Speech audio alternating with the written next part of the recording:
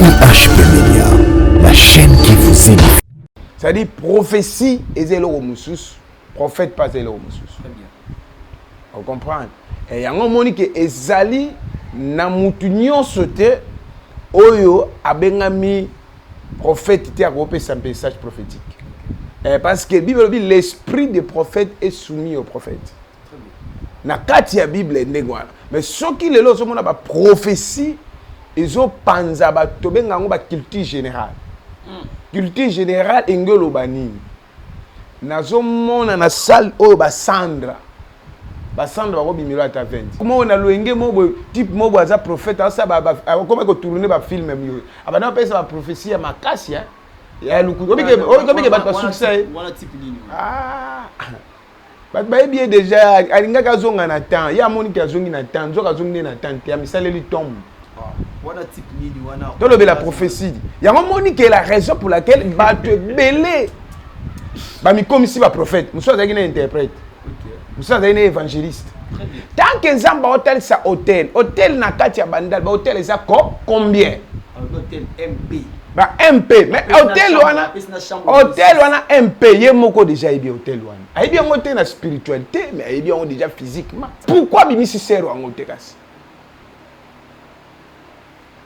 Comment na enani? Pour balobi que numéro de téléphone a pe sango mobimba, mais kota sert comment zo kokope sango mobimba te. On a bateli ndenge. Le problème est ça que non, biso ba congolais ba sel na nzambe, biso na biso moko photo milingana. Photo milingana bien to se comprendre que nous les serviteurs de Dieu le congolais tu on a ba grâce à nzambe pas congolais c'est israélite par la foi. Parce que et l'autre ça biso to la bomoko d'abord. Il faut kotika biloko babengi biloko wana ya ba makiona. Obike eza dimanche mo bo nzamba frapper ba sel na nzambe de. Nzamba frapper ba sel na nzamba lukuté beli. Eza la dimanche mo ba bela ba boma liboso ba église na ba ka kosela ka bato. Quel cher biloko. C'est na tel parcours ya type wana na ministère na bato ba sambeli pour na wana. Ah! O arbitre pesi jouer carte rouge abetie ma kofi na terrain. Vous comprenez? Il y a un moment qu'il y a tant autres. IHP Media, la chaîne qui vous édifie.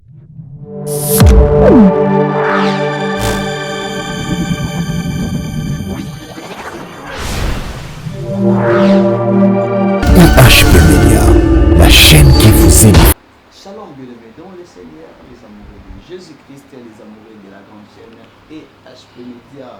Shalom, shalom, shalom. Tika été Nzambe oya sabi ete ya solo toza na bombo lisusu na tongo lelo tozo misalo kumu kemo masanzo ni epai na ye yo oyo zwingolo penza ya kozala sélectionné parmi ba vivants ya solo pesa Nzambe lokumu parce que grâce epesameli moto ya sauter ya solo par définition la grâce ezali bongo faveur oyo ezali immérité donc to mérité ya moté kasi Nzambe oyo wana asali ngai na yongolu et apprenons à lui dire un grand merci. Je crois bien, si David a été appelé l'homme selon le cœur de Dieu, c'est parce que David était reconnaissant de tout ce que Dieu lui faisait. Alors, pour le bamonam, l'Éternel et oublie aucun de ses bienfaits. Les années pour mon autre côté, car il y a mon pays à mon côté. Ce que c'est mina malobana le basus na obaka ezali. Merci beaucoup et merci à vous tous. Merci pour la fidélité. Merci pour vos commentaires et merci pour vos remarques. Et on est le salabi sur tous à la haute aux amis car cessez d'apprendre et cessez de vivre. Toujours continuer pour apprendre. Kakana ba remarque vous allez pour salabi sur. Merci également à Maman GH et à Papa Ozé Amani. Merci à vous maman et merci à toute l'équipe technique. Merci à toute la grande famille IHP Media. Merci beaucoup à Charlie Kanga Image Pro, merci à Bédémio et de Taolé, merci beaucoup à Brice Bilma dit garçon sympa et Zambé Amona Mokona Moko. Sur ce plateau, deux adorateurs, moi je ne suis pas seul, je suis bien avec l'homme de Dieu, le prophète Israël Mbambo, l'homme de vérité, à qui je dis shalom papa. Oh, shalom, shalom, Nathan Mwamba, Kola Pambola yo, ndenga kotio na mois de février. Ils ont battu belé ba quotité mais biso Zamba la musi biso. Zamba za lokumu en tout cas et papa makamba biso na losambo poto banda émission na biso. Tobondeli. Nzambe na likolo pe na se au nom puissant de Jésus-Christ de Nazareth na pambole mission oyo mutu so landa biso za béni na kombo na Yesu. Amen. Amen. Alors nous sommes là, la Bible nous dit là où 2 ou 3 sont réunis à son nom, il est là au milieu d'eux. Et moi je suis persuadé que le Christ est là. Et alors connecte-toi, vous avez un problème, vous allez dans la tout na ebele penza ozangi biano. En tout cas, connecte-toi na Nzambe oyo. Tika ete et na bisayo bosolo et que Nzamba zali awa pe akomelela olobiko. Merci beaucoup. L'homme de Dieu, boni etonga na Nzambe, boni makambo nyonso. Et tonga na Nzambe ezokende malamu parce que mo kolo musala zo musala na ya charge. Kolo musala c'est Dieu lui-même. Biso tozaka basali. Yango toloba ke musala wana eza musala Nzambe. Yango mo batu mususu bazo senga mingi ba abandon pour ba abandonner ba etonga. Parce qu'il y a des serviteurs de Dieu oyo batiki musala oyo. Pourquoi? Parce que ba kokiti. Ba mususu ke bitu azali na bango appelé te. Et il y a des serviteurs de Dieu pour aussi ba bungi babungi si grâce à Nzambe to babungi nzela à cause ya musala o esenga mingi expérience pe foza na père spirituel au soko lembi père spirituel azana capable de peso toli pe à enseigner yo et que sunga yo Saint-Esprit asala musala na ye tant que ba pesa émission na ye na se amon mais père spirituel père important na kati ya musala o. Merci vraiment papa. Aujourd'hui nous allons parler de la prophétie. Oui. Tolomela lisakoli. Lelo oyo ezana masakoli oyo e bandi ba famille lelo oyo ezana masakoli oyo e bomi mabota ezana masakoli oyo e komisi bana ebele ba orphelin bana ebele ba komi ba phaseur et suite ya masakoli. Alors tout banana par définition lisakoli ezali nini? La prophétie d'abord ezali nini? Toke na livre Apocalypse chapitre 1, le verset 3. Et Bibelobi Nabiso était heureux celui qui lit, c'est qui attendre la parole de la prophétie et qui garde les choses qui sont écrites car le temps est proche. Babi esengo na muto azotanga parole prophétique. Pour parole prophétique on a eza tant oeza na makambo ils ont révélé makambo izoya pétant ngwe kokise et comme pembel peut s'accomplir. La prophétie ils ont parlé c'est la fiti. Prophétie yango mo le baka fiti. Dans la Bible ils ont ba une vierge fantera un fils. Ba le bela wana si le saint ça c'est pas la parole de connaissance, la prophétie. Mais ba détecter vierge yango te komone nani a utawapi azana mboka nini. Prophétie bima global. On comprend. Nazomona mutu nazomona na commune ya Delvaux na mone logo moko boye salama. C'est ça on appelle la prophétie. La prophétie eza elogo eza sacré.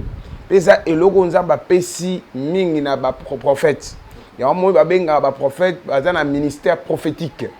Et na kati ya prophétie eboti bana ba boyinga ba parole de connaissance, ba parole de sagesse. Parole de connaissance yo parler passé, parole de sagesse parler présent. C'est-à-dire la prophétie est dans 3 temps, passé, présent et futur. Et dans la y a prophétie, tout le monde a une révélation. D'abord, révélation. Et ça, mon corps est dans la 4 lignée prophétique. C'est-à-dire prophétie est zélo musus, prophète pas zélo musus. Très bien. On comprend. Et il y a un moment que ezali na mutu nyonso te oyo abengami prophète te akopé sa message prophétique. Parce que la Bible dit l'esprit des prophètes est soumis aux prophètes. Na kati ya Bible ndengwana. Mais ceux qui le lozomona na ba prophétie, ils ont panza ba tobenga ngo ba culture générale. Culture générale engelo bani. Nazomona na salle o ba Sandra. Ba Sandra ba bimilo ata 20. Wana ba benga ngo culture générale. Ça dit quoi? Na foule wana ko mo Sandra ko zanga te. Comme sang de cause en gâté. On appelle prophétie kaka. Culture générale. Culture générale. Culture générale. Culture générale est loco voilà, il y a psychologie, il y a analogie, voilà. La culture générale. Tout le monde a bande mususu ba prophète ba pesa ngo mingi. So soko yebi ngo to benga prophétie non culture générale. Oui. Le lot est commis un système pour voir les Ozomona. ensemble tous les prophètes ya solo ba commis couper ça sur ba numéro na sur ba téléphone au nom numéro de téléphone boy wana ezapeka ka Saint-Esprit mon sang tout les problèmes d'abord na comme place sur le bio parce que le sujet to solo est très capital parce qu'il y a monde mteche bana na nzambe belé na ba erreur parce que le au monde a prophétie mususu et tu as na ba confusion. C'est-à-dire babi moi sur mobile na azan na kin prophète Moussa le bazan à Paris Moussa le à Londres Moussa le bazan aux États-Unis confusion parce que aye baté mobile nini parce que un prophétie de la part du Seigneur ça la mutu remarque au moins tant Christ a coûté une femme samaritaine aye bisi que yo avant na peso mayo benganga mobile non moi c'est bisi na mobile te ya le bi na yo za na mobile 5 comprendre abandon prophète abio za bango 5 au coup to vivre na aza yote tu vois moi si on a Christ a tiré na tantonnement te a tient na conflit mais atali erreur na ye vie na ye et même na repentance et moi ça comprend que ici c'est un prophète il est monté comme le belaza prophète bat pas kokulo bande oh c'est un prophète mais moi si on a le belagi Jésus oh c'est un prophète so il y a des prophéties aussi oh et panzi batu on comprend un prophète a la manière ya kolobelate un prophète a orgueillité tant on mona muto pesa message prophétique ala ti orgueil na nzoto wana zeuti na nzambete parce que na ndako nganga pe amona makamba OK nganga pe bungisi vati boke pa nganga mon place vati ezali nganga amon place mutuka ana ezali banganga pe ba kombo abatu nganga pa ko pesa numéro de téléphone c'est possible nganga pa pesa numéro de téléphone mais eloko nganga sala raté sa vérité pour Bible vous connaîtrez la vérité et la vérité vous affranchira ba bano enata ba tindelo montre na poto mais poto on a na tinda montre les affaires poto ba doit belé bah tu as une équation. Ça maman Caroline. Ça blessing job. Voilà. Ça maman. Tant nzamba alobaka na précision et diable na nzambe ko kana raté. Très bien. Pour diable pas ça la précision. On comprend. Parce que y a nzambe et leki. Il y a diable. Est-ce que prophétie?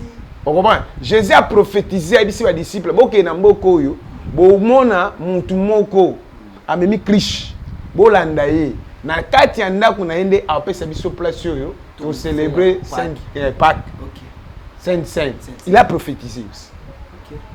Albibo ke na village abo mona mwana punda mo bakangi esinga boloba na ye kolo na ye ana posa na ye c'est ce que mon kolo na bimbo et c'est le Seigneur en a besoin. Voilà, il a prophétisé. Waouh. On comprend. Mais ce que au kotanga numéro de téléphone ya mutu. Ah my God. Bon, ils ont encore la concentration. Au fond, ils vont se concentrer au groupe de numéro. Mais Saint-Esprit, mais diable d'accord le appelle Nzambe à groupe de numéro. Les pommes sur les anines. Nzamba intéressa ka mingi na biso pourquoi parce que nata kombo papa apesa yo nata so nzamba paraître nga so na bengo na kombo nata. On comprend. Mais ngo bateke papa na za puissant ko le ganzam. Yango monike tant ba pesi numéro mutu ya téléphone. Mutu ana prophétiser a otanga numéro 0 0 eza okebite soki ezali grâce ya Nzambe. Bo bi olobite to mirmi to critiquer prophétie. Mais Bible dit tu examiner prophétie.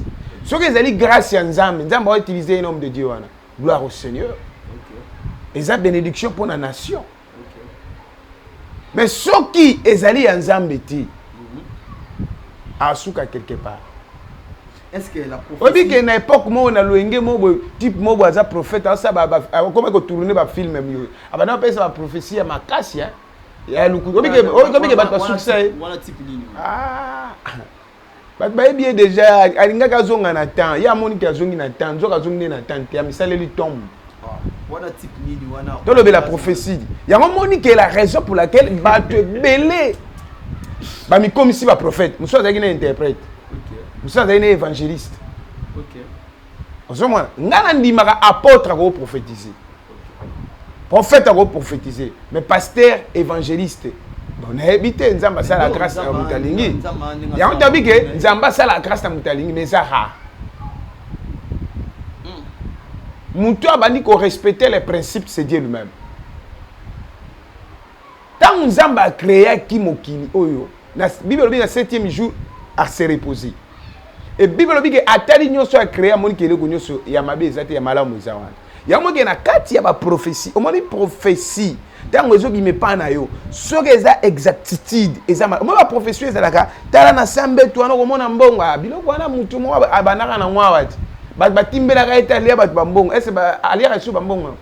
Est-ce ba bota na sambe. Le problème ezali kopé sa mutu résultat na problème. C'est ça le ministère prophétique. Un prophète nous sans mona mais après ça résultat. Très bien.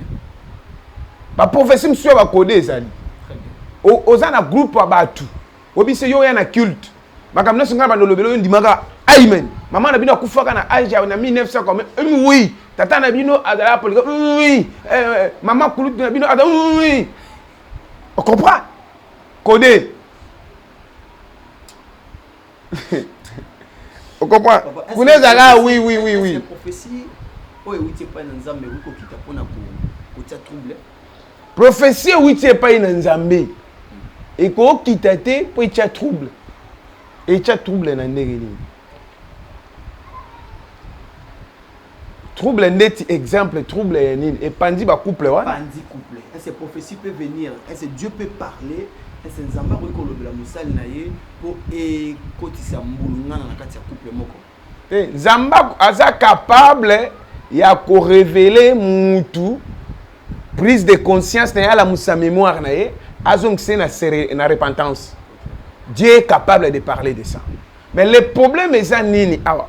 Ba prophétie mususu yango monique to benga ba culture générale ba penser à jouer na psychologie. Tu comprends? Amoni couple ba na mbongo ebili. Pona lia bien fona panza bango. On comprend la raison pour laquelle que ba prophète wana ba za ba prophète nzamba bengi bangote. Un prophète a luka intérêt n'était. Prophète a luka intérêt à nation. Ba tulokola ba Jérémie, ba luka ba intérêt à nation, mbonka ezala restaurer. Hier azo pe sa numéro de téléphone. Après sa résultat à pays kasi. C'est profond. Après sa résultat à pays, ba rebelle news place ba batama banan ba sala ka makambo etali rébellion. Même si ba bengi si bango na présidence, akutana roi bo akolobati. Merci beaucoup. Avant de continuer, tout le monde de vidéo au Bissonayo et puis tout le monde a tout mes carousels. Tout le monde ceux qui ont pesara prophétie. Si Dieu peut aussi parler, autant nous avons appris que la kisa musal na ena mulolenge oyo à la kisi. N'habite vidéo on eza vidéo ya nani n'habite vidéo eza sok TV. Total à kaka bon to zoma juste après. Merci. Merci beaucoup à Charlie Kanga et merci à toute mon équipe technique. C'est parti, on se retrouve juste après. UHP Media, la chaîne qui vous édifie. Dieu m'a dit si tu entres, on va te souiller. Faites attention. Il y a une sœur qui est à l'hôtel aujourd'hui. Il y a quelqu'un ici qui est à l'hôtel. Et l'hôtel c'est à Bandal. C'est l'hôtel MP à Bandal. Chambre 26. Chambre 26. D'ailleurs, tu as une tache noire sur ta cuisse gauche.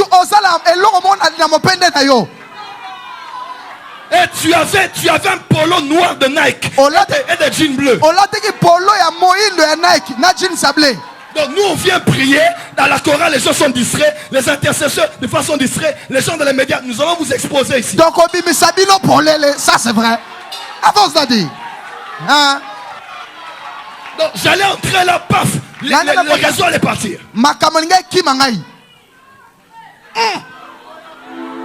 Faut pas vouloir que je dise ton nom, arrange.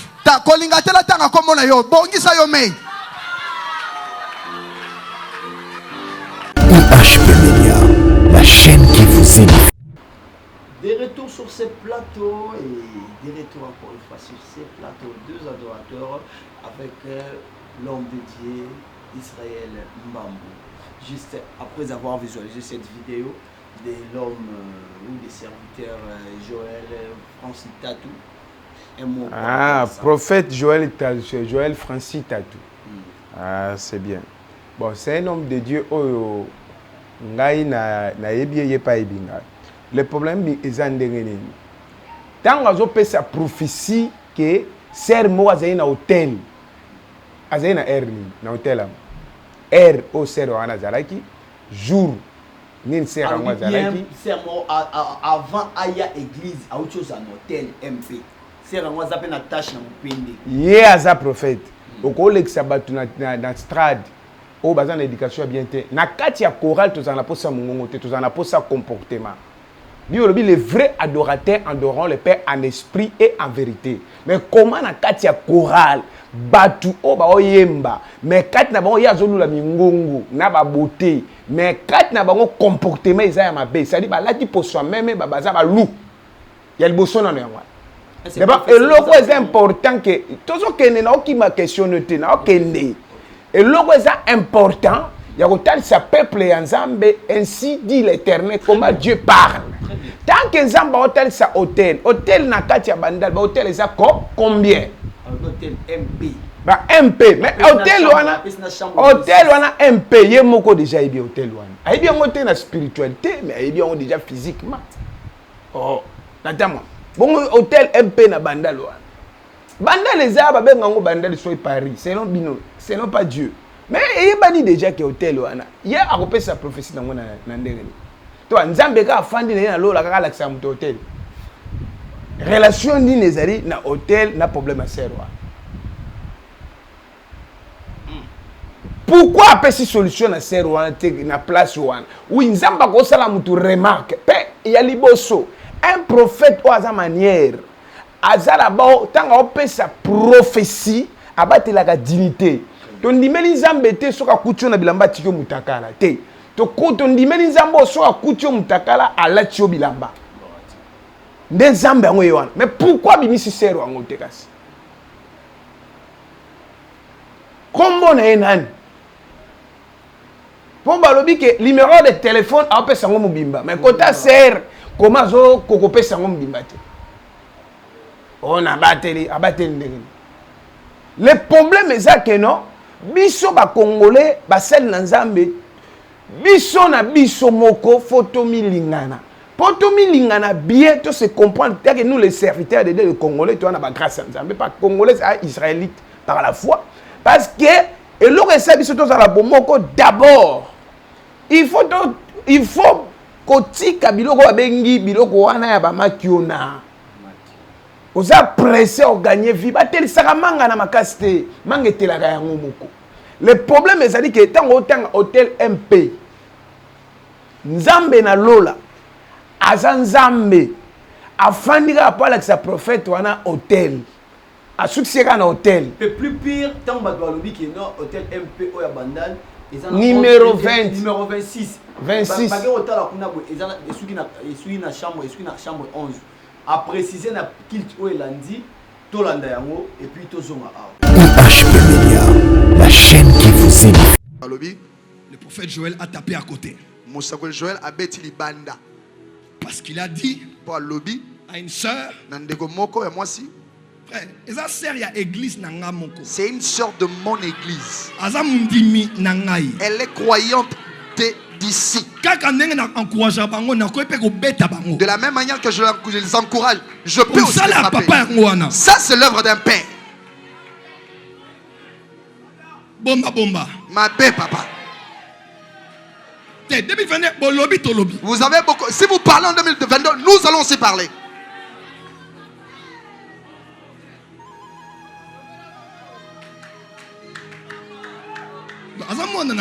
Non, c'est ma fille à moi. Donc, dans la responsabilité. Je suis sous ma responsabilité. Je peux la frapper si elle s'est méconduit. Parce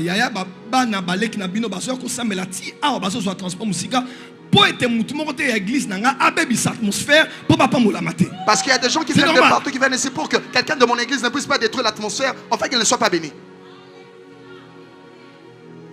Et on dit non, ça n'existe pas. Frère, j'ai prophétisé l'élection du président Félix Tshisekedi. Ceux qui sont là, qui voient Internet, savent. J'ai parlé clairement. l'opposant qui était à côté de lui. J'ai dit clairement ce qui allait arriver même à son sujet. J'ai prophétisé, j'ai travaillé 3 ans avec le président Peter Nkurunziza. J'ai prophétisé ce qui arrive aujourd'hui au Burundi. J'ai prophétisé les problèmes qu'il y a eu au niveau de la frontière entre le Rwanda et l'Ouganda. J'ai prophétisé les élections au Mali, les élections au Gabon, les élections en Éthiopie, la mort de Renard Bonke. Hein? La chute de la BIAC, de la banque BIAC en 2011-2012. Donc je ne suis pas un petit enfant dans ces choses. Faites attention qui vous voulez combattre. Si tu... Qui habite Bandal ici? Je vais faire une démonstration. Je vais faire ça. Vous habitez Bandal? Venez s'il vous plaît. Qui d'autre habite Bandal? Vous habitez Bandal? Ils sont derrière. Restez là. Vous habitez Bandal? Qui habite Bandal ici? Nana Vanda Bandala. Qui pas? Je dois faire ça. C'est un salaire.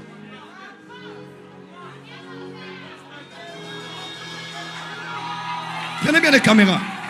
Bon, c'est pas caméra, madame.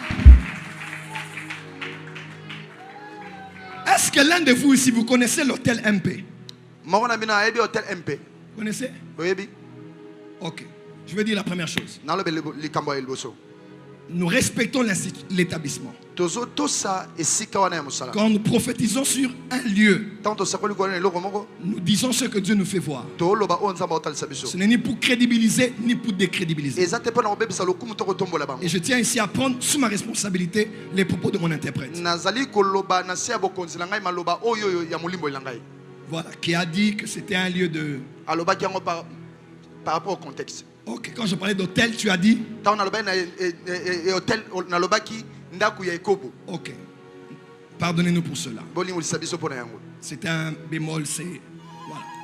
Il a voulu faire le quinoa pour interpréter quelque chose pour que les gens comprennent. Mais ce n'était pas ça. C'est ma responsabilité. Pardonnez-nous pour ça. Dieu parle par les prophètes.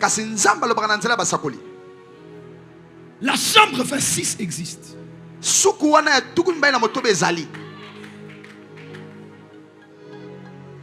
Je dois faire ça, Saint-Esprit. Je dois faire ça. On doit faire ça, Saint-Esprit. Avance, Daddy. Il faut que les gens sachent qu'il n'y a pas de théâtre ici. Et que les Kinois apprennent à être respectueux sur les hommes de Dieu.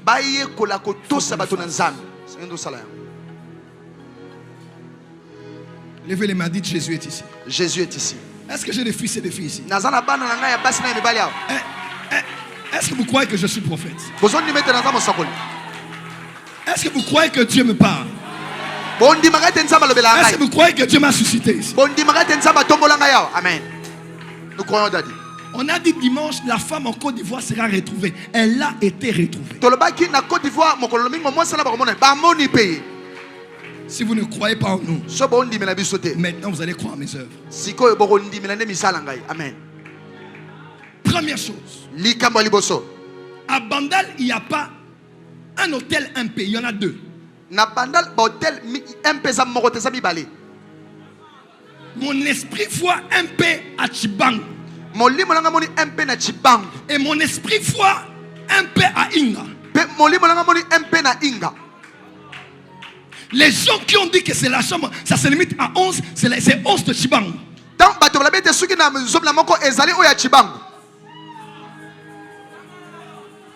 Le verset 6 dont je parle, c'est un peu de Inga.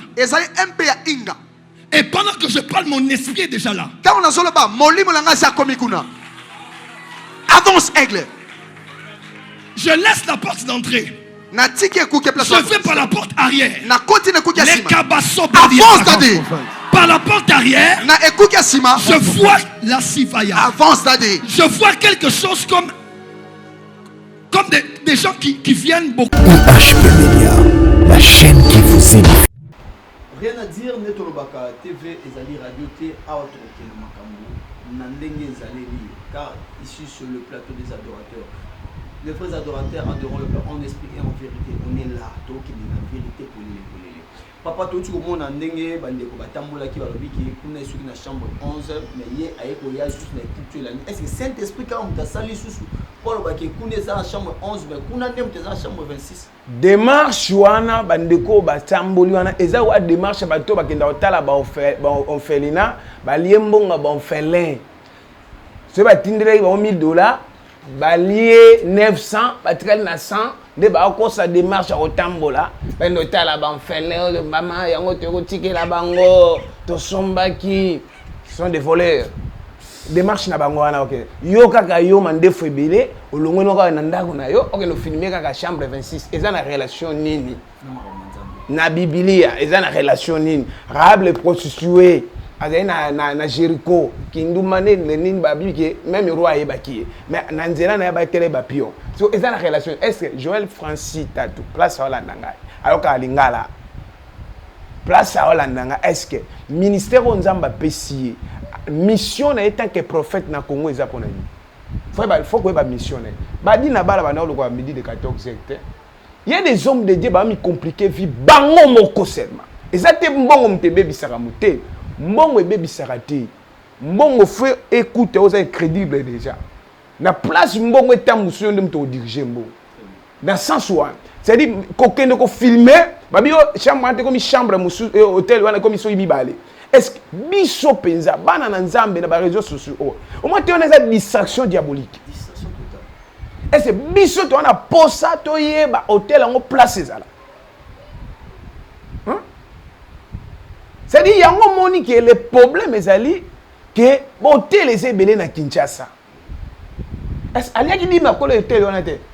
Exemple da compte publicité te. Na tuni ko alia ki dim na yango moni ka sa publicité.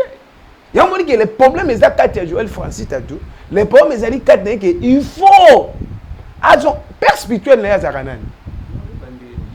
Azonga na maboko ya père spirituel na ameko solane. Ko sakola en public, ngana pesa ba précision un message prophétique na église. Mais muto aza adulte. Faut battre la dignité d'abord. Non c'est papa on a âge d'être 70 ans. Papa on a âge 50 ans. Papa on a 40 ans. Asa différent na moi na 16 ans. Moi na 16 ans pour la na miso ba po azonga na nzela. Mais papa on a adulte.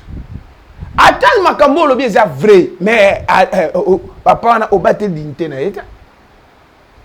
Et c'est quoi nzembo ba sala biso koma mwana mawa. Te nzambe so akuta ina ko biso to koma mwana mawa. Alors so va un héros. Nanzela na yonde au libérer Israël. Tu vas diable à continuer l'évangile, à se déguiser. Il y a un moment que diable à continuer à prophète. Moka o yezo souffrir. Un prophète de Dieu a la solution à un pays. Élisée, ABC roi, lobby na RTL, na Airboy, miracle ça na porte à Samarie. Soldat lobby est-ce va fenêtre à l'eau le fungam. Abi yo ko mona ngona misu. Moko liate. Mais prophétie ndé ngwa. Tu as pensé ba jare ya prophétie peut ça résultat na nation. Na peuple intérêt peuple zawabi. So tango zo prophétiser makambo wana ya hôtel wana za na banda place tete. Tu ndé ba bengene pongo. Eze pongo za rane wana. Wana faux pongo, wana corbeau. Pongo za bongo te aigle za bongo. Wana za corbeau. Wa aliera michopo ba. Et les pommes ezali que unie wa benge voya za bongo te. Bon, bah ke ba mona, ba mona ki numéro ya hôtel wana chambre 26. Après ça dit. Et là on est ebakisi. Na mitwa ba. Et là on est esalani. Oh. Yemoko prophète. Okebite aleka kuna, okebite akendete ko sala pité mais akendete ka kolala a se reposer qui Alexei ba retraite na pour tel cas déjà placé kobote. Yemoko aleka déjà wana. Abanga nzambe. Toi na penser ba scène na nzambo yo ngako na luka ba pona ba défi o moni peut être puissant ngane to beta na défi ce qui a na séjour de morté to sera ko se repentiti o bi que eza dimanche mo bo nzamba frapper ba scène na nzambe be nzamba frapper ba scène na nzamba le côté be eza na dimanche mo ba bela ba bo mal bo se ba église na ba ko se la ka ba toi quel cher biloko soki natali parcours ya type wana na ministère na ye na bato basambeli mpo na ye wana oyo arbitre apesi joueur carte rouge abeti ye makofi na terrain ozo comprendre yango moke na temps oyo tozali il faut peuple ya nzambe ba comprendre la prophétie c'est la parole de Dieu. C'est ça on appelle la prophétie. Un prophète tant azoloba au senti que le prophète parle. Au senti que non tat na bon nzambe. Comment yo fandika boye? Na moni t'es bon ngoti. Merci beaucoup. Wana eza lokola balakisaka pe au moins basel na nzambe ba futaka bato en public. So moni mosel na nzambe opesa mbutu mbongo en public. Bino so bozana bo pesaka te. C'est-à-dire quoi? A futa garçon na musala saleli. Mais ngana yebi ndeko mo pasteur ya rotubele pa nanga. Ba pesa mbongo en public l'église. Bandimisa ye. Ndima. Maman na bino akufa. Okufela mwasi. Kade na so bisayo. Comment on a eu un tel moi c'est comme bafuti et ça va complot mutu moko azali na Kinshasa wa ya azomona mbongo tina na sambeto azomona batu place bazalaki batu bana omone ke ba obetele maboko tanka bakangie tout na Brazzaville tao batu ko pa biloko lukuta makiona moko bana ko zinda atumo libula zindi akufa na sakola apone akufa le problème c'est que non okozo za na grâce nzambe mais linga ozala encadrer pe ko za la précéder so le problème longo ezali ba linga ba longo la compétition muzadi na ba mais compétition muzadi na ba longo longo ndengma na te même ya kimbango ba sakola bongo ta adina ba longo la prophète mais ba na opesaka ordre de parole prophétique. Même Christ a mis ça à Lazare na tombeau, mais parole prophétique. La déclaration prophétique est celle d'un pour un pays où il s'est accompli. Toko mawana toujours plus simplement malembe to moni ya mona Biblia et pas wapi moko ya ba sal na Nzambe ezaki bongo Élysée o bakitaki penza na ba disciple na ye moko ba disciple ya solo asengaki e pasoli ya bato. Bakitina yango na mai tant baki kokata libelo bina biso e pasoli ya bato ekweyi na mai. On a vu à combien l'homme de Dieu a cherché la solution. Nous, quatre étaient n'étaient pas, étaient n'étaient à bois qui n'a maille, étaient récupérés. La Bible est nous là que l'homme de Dieu, sa présence est toujours là pour ramener la solution dans la vie des enfants de Dieu. Alors le lot où on n'a pas de problème, le lot où rien ne marche, le lot où on a comme nous qui n'est bino basala nzambe ba prophète meke bolingi so bien no prophète te bolingi bien ba voyant. Alors qu'est-ce que vous nous amenez dans ce pays? Bon. Et ça avantage ou désavantage d'avoir beaucoup de hommes de Dieu sous thème ya kozala ba prophète. Basel nzambe kozala ba prophète na moki na Congo ça une grande bénédiction. Okay. Le problème ezali que kamboza ya jalousie mais kamboza c'est ma so moni moninga na erreur. Faut so que na nzela. Na kati église de bat bazawana. Ngana sengi na ye. Dimanche moko abenga batu nyonso baza ba invité ba yaki culte na ye wana abimisa bango 30 so apesa bango ba message prophétie apesa bana numéro de téléphone abimisa bato yo ba ye culte pa na ye mbala liboso bakutena mutu te dimanche apesa bango la solution. Comment yo mona ka musika mais bato ba pembeni wana mona makambo ko sakola mutu moko mibale mi wana te. Un prophète banda kobeta plus de 20 plus de 30 personnes par précision. Le prophète Joël Francis azali kaboana azana ministère wana mais les problèmes sur ezali ka mélangeaka bazo mélanger bazo mélanger likuta bakoti na kati te ba mélangeaka dossier na baela penga likambo wana ngana boyango na bayago ngoma kapampo. Ba pasteur bele ba kokoma souffrance te. Joël Francis a le ministère sika. Joël Francis a outaki na ozone. Joël Francis tatu. Na bien, et un collègue mon pasteur Paul. Afin na ndako pasteur Paul. nayebi Joël Francis pas yebinga yo kasi na église wana ya Joël Francis babi prophète Israël mbamute ah natambo na Congo na yebante nayeba na Congo obayebinga yi OK yo asinga na yebante nayebani ba pasteur bele bayebinga na Congo prophète Élysée Congo loba ni enda ko yebanga wana ko loba no biteke yo nayebi na ngai te oyebi papa Kala évêque Panjanjila Kala nayebi yo oyebi ba na yemo ba prophète nayebi mwana na ye moko oyo tomona pano na ye awa ata mwana ligne ya papa na ye ndenga na ye mais abim Panjanjila abimisa ba bassin na nzambe wana za patriarche avec beaucoup de respect bato ba ko ici ba pilier ya bandal ya Kindoki na ba mama Tumba Shaumba bato ba ko ici Kindoki bala bon na sima na bandal ekuti ke Kala la bundi bitumba na bandoki on mena shot pasteur Kali à la bon est-ce ya bundi ki bitumba na Kindoki aba akuti Kala la ko ici ba pilier na mama Tumba liboso na mama Tumba Shaumba a ko ici ba pilier bandoki ya mon maman na c'est un généraux a ko ici na ba quartier il y a des démons il y a des esprits au fond longa bango Kala la ko ici bango pasteur Kali a écouté de ba bonguseli nzela ya omoni ke azaki na ya à l'aise à ton église n'est normal. Merci beaucoup. Message nini o memel ba na Nzambe to comme déjà na suka émission. Bon, message on a memel ba na Nzambe le quoi te toucher mix la prophétie na temps o to komi oyo ba na Nzambe baza la prudent makasi. Na ba prophète ba examiner la prophétie. Père Saint-Esprit a aidé bango ba il y a les faux, il y a des vrais. Na ko lo ba teke nga prophète Israël mbambo ke non. Les prophètes nyos basé vrai. Non, c'est faux. Il y a des faux prophètes. Il y a déjà sa psychologie, il y a déjà sa culture générale, il y a déjà sa makiona. Il y a déjà il y a des prophètes qui na bandu ba pesa o mitu ya nya sosu. Mitu ndeke ba melia ngo kiu ba no prophétiser. Ba no mona makam. Moko ya mwasi. Ye azaki na mboka baluba. Tuna baluba ba ko biso na mboka na bango eza na ba chaka likasa moko boye. Okoma komona ko loba maloba nous a prophète te baba mona makam o bakata kovoa est-ce baba prophète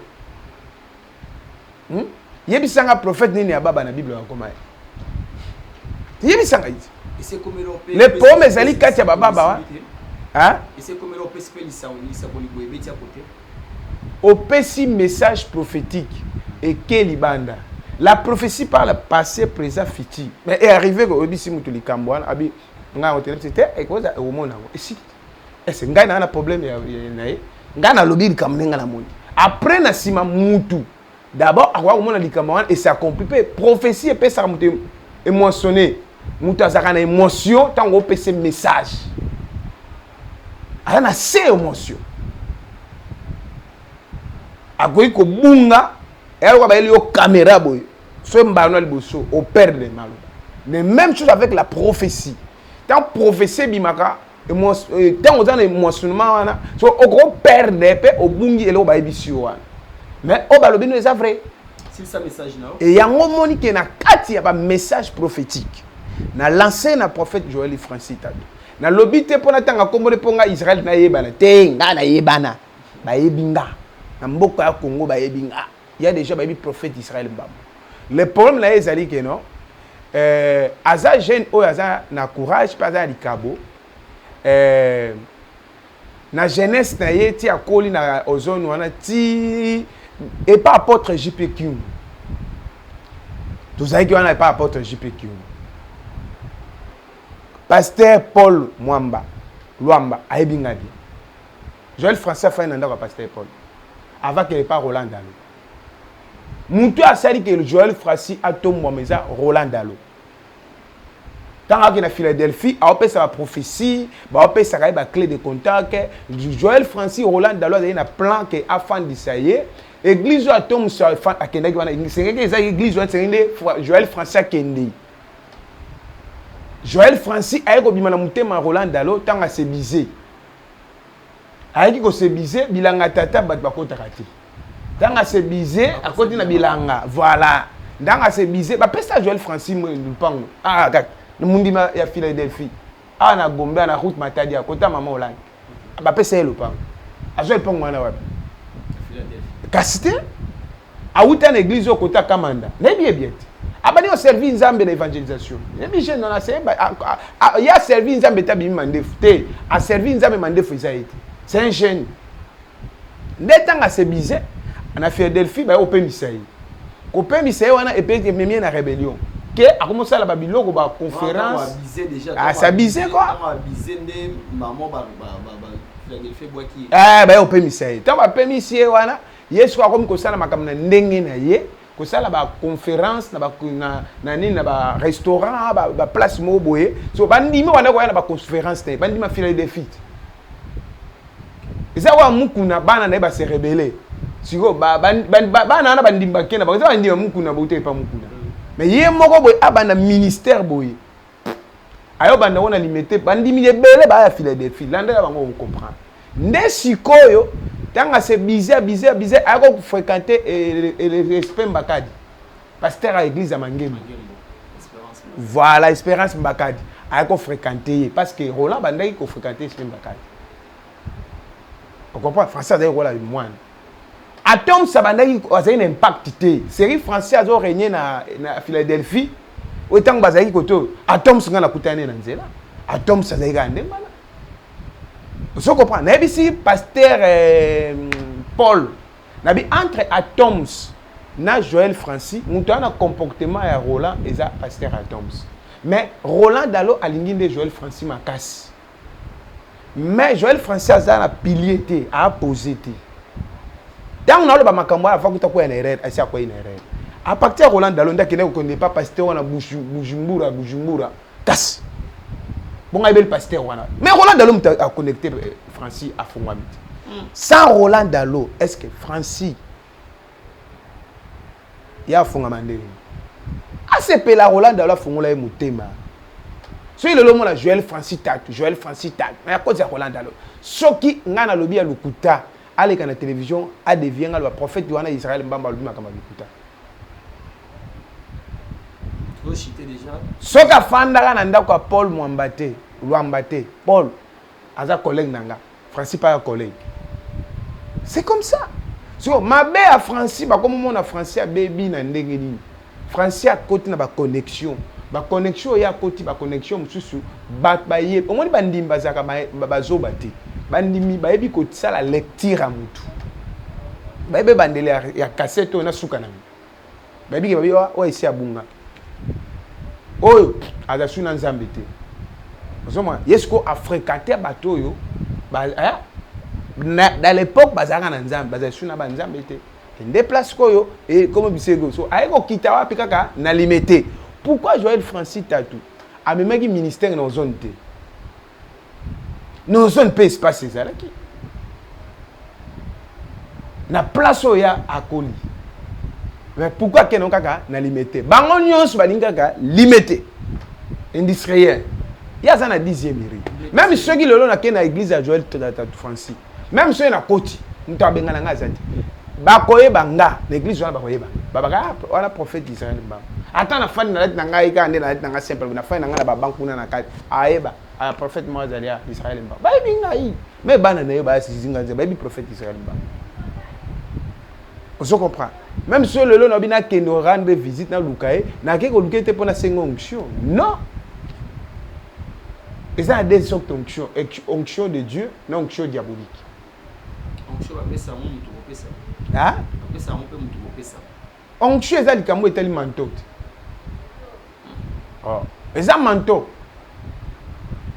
Nous voici déjà vers la fin de cette émission qui commence bien, finit bien. Mais tobo inde bonction mutazana e baba talo baba comme si e baba po e ba kanga fungole sur nos lobby te wana te baba ba zebele lobby ça baba solo. Nous sommes arrivés déjà vers la fin de cette émission et il y avait le prophète Israël Mbambu tu es bien à la vérité pour les ya bomba le côté. Ah tobo mandenge ni papa na. Bien que la Bible nous dit vous connaîtrez la vérité et la vérité vous affranchira. Yo oyo ki pole yo oyo ki ya solo penza bo solo yo oyo bo solo koti na kati na yo tika ete yango ekangola yo.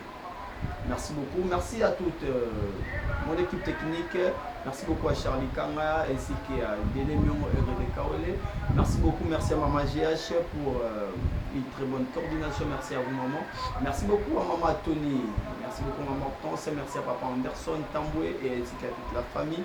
Et merci également à Maman Blessing Job depuis Londres. Merci beaucoup à mon papa Audi Longa ainsi qu'à toute la famille Longa. Merci beaucoup à Abel Mwamba Diogo, le millionnaire en culotte, Nzambe à Pambola Bino Penza. Et également à Boussa Nyote Maman Pierrette Mayamba. Merci beaucoup Maman Nzambe à mon abino. Ainsi que Libota Mobimba, Maman Véronica, en tout cas Nzambe à Pambola Bino, Misso Tobandaki, Peto Kominasuka Papa. Merci beaucoup Papa Nathan Mwamba, Kola Pambola yo, journaliste, Namsala Kitorosa, un journaliste à Riskaka, Namakambo Bele. Merci na visite na yo. Na ngai sema ko lancer appel na bana na Nzambe nyos partout dans le monde entier. Tozali na opération achat parcelle.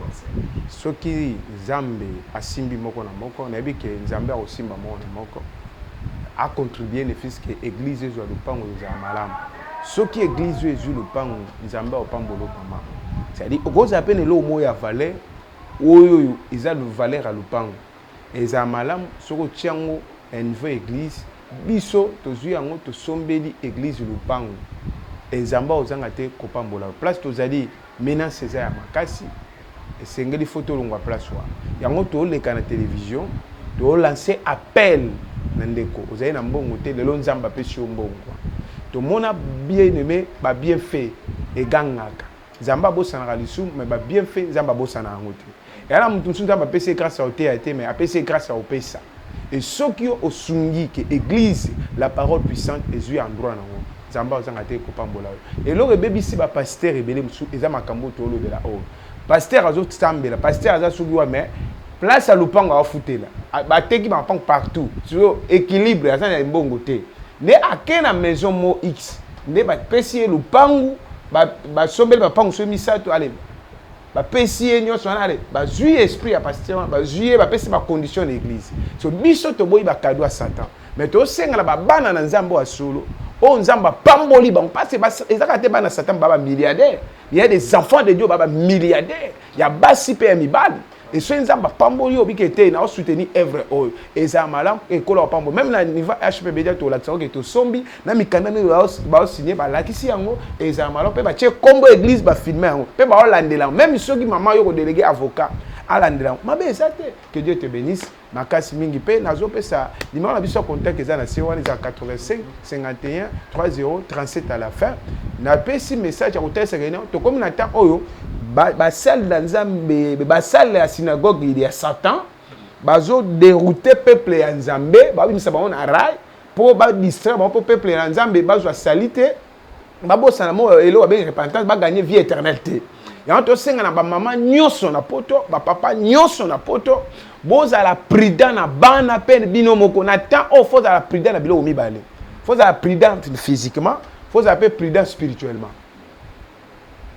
parce que na poto chaque ba responsable bazana ba pasteur ba na Kinshasa ana ba prophète mais faut la prudent makas na muto azo kambola ba prière merci na pesi mbote na le frère Piché Kinkela wa yimba nzembo Shilo l'homme de Shilo na sengi bikamwa kola pambola yo. Papa Piché Kinkela l'homme parmi ba serviteurs de Dieu oyo ba yembi o ba banga Nzambe Piché Kinkela zali abani banga Nzambe na poto te mais partir Kinshasa na tout n'est question la vie comment génération no balingi ba otambola buntu butabi papa balingi sur autorité Papa Piché Kinkela tala Piché Kinkela mais azana poto mais azana impact ça ga nzembo neti suko ça ga impact ba bazaka na posa na je comprends à sens soit en tout cas merci beaucoup d'être mis ça pour le bas Biblier le même vaut mieux la fin d'une chose et son commencement car notre Père s'élève l'éternel Monsieur Nasuka Papa Kamel le sang tolingi tobondela bien aimé na yebi problème ozana ngote na yebi état ozati mais na yebi pe place yo fandité mais nzamba yebi place yo ozana na yebi ke nzamba lola apesa ka solution na problème nyonso HP Media o chaîne et salami pona black day chaîne et salami po pesa ba résultat nandela chaîne oyo nzamba a restaurant vie na yo pas restaurant moi vie à moi na yo na yebi ke nzamba lola apesa yo vie nazo bondela éternel Dieu de grâce au nom puissant de Jésus-Christ. Na memi Christ na kati ya banda kwa batu nyonso. Jésus-Christ aza comme le roi des rois na kati ya ba famille. Jésus-Christ aza comme nyonso ya souci après sa solution na ba souci ya bato Christ a la guérisseur na ba vie ya ba maladie nyonso mutu nyonso a na monde des ténèbres nzamba bimisa ye mutu nyonso a na posa délivrance aya ba délivrance mutu nyonso avande na biloko nganga ba occultiste tika biloko ane disparaître elongwa etumbama au nom puissant de Jésus-Christ na beneli moto na nzambe pela et consumer misala ya diable au nom de Jésus-Christ lobi amen. Amen. Tokutani mikolo ezali koya soki Yesu asumi.